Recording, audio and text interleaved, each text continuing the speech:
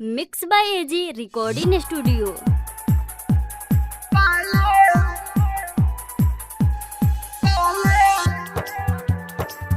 आप सुन रहे हैं एजी एंटरटेनमेंट की धमाकेदार प्रस्तुति।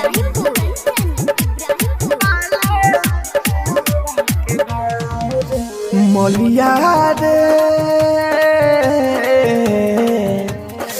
आहा मलिया रे काले चल जाई पियावा के गाँव रे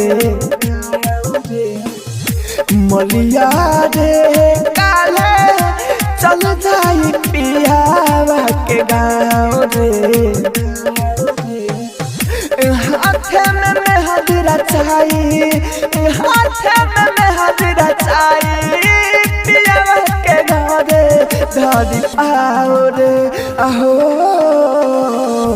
मलिया रे काले चल जाई पियावा के गाँव रे मलिया रे। Mix by AG recording studio.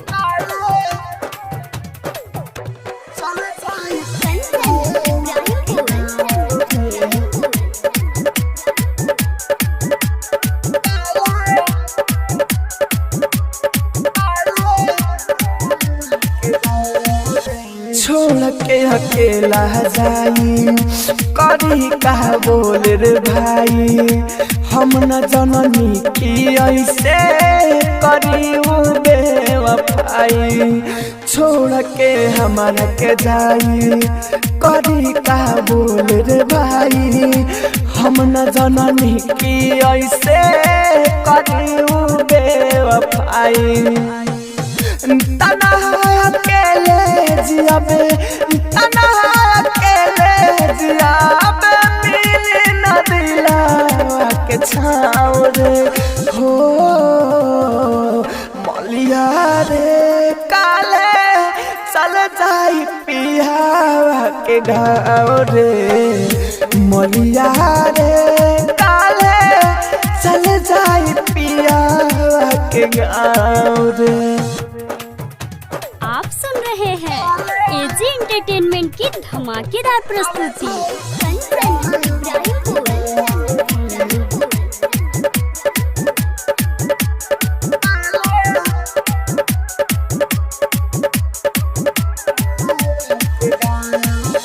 गोडू गोला देन तू सुना दादा दे राहुल के मुना हम न जी पाई बकवाना हाली से उपाय चुना गोडू गोला देन तू सुना दादा दे राहुल के मुना हम न जी पाई बकवाना हाली से उपाय चुना हमारा बिना रही कैसे हमारा बिना रही कैसे